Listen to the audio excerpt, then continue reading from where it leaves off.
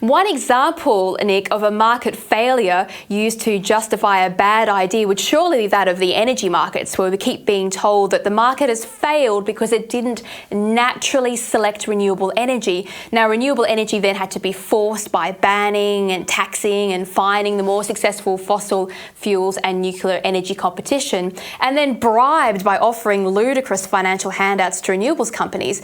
The market was, of course, right that renewable energy is not the most efficient form of energy or the cheapest, which is why it never selected it. But since the market intervention, we've now got doubled energy prices and we're in the very real possibility of a blackout. Do you think it's easier for the public to see the idea of market failure and how the interference can be damaging in the context of energy, for example, and it's harder for them to see it when it comes to banking and finance? Because a lot of people don't seem to understand how the markets and finance work.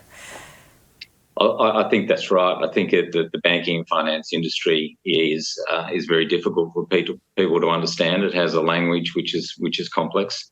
But it is possible to simplify it. I think the energy market is a really interesting example. I mean, presumably, the energy crisis, even if we wanted to cut CO2, could be fixed very quickly by the government getting out of the way and allowing those who want to mine uranium and develop that into an energy source. You could let the commercial market go on that, and the energy crisis would be fixed pretty quickly, I would have thought. So that's an example of what Millet is talking about. He's saying, well, is there a market failure in nuclear?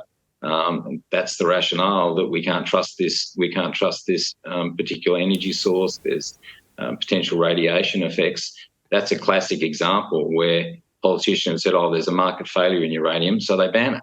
But I think the reality is quite different. Well, you touched on the topic of banking risks and also the limiting and removal of cash, because a lot of people think that if you remove cash, they can somehow secure the banking market. But you pointed out it might actually make it worse, because instead of lining up in front of ATMs like the Greeks had to do to withdraw money, they can transfer vast fortunes almost overnight, like we had in the Silicon Valley banking fiasco.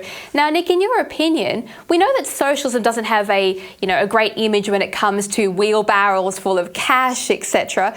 But what type of intervention where the banks are limiting and the politicians are getting rid of cash, how does that impact the financial market going forward? Because surely that is interference of some kind all on its own.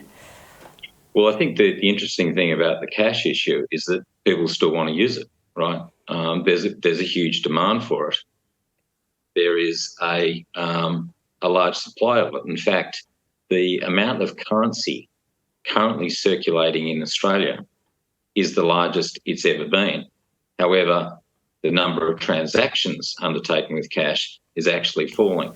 So when we analyse that, we work out that actually people do want to carry and want to hold cash for lots of different reasons. One of them, they don't trust their banks. They don't want to pay fees potentially on that cash, and they just like the safety of having a stored value which they can control and which nobody can oversight what they're doing with that.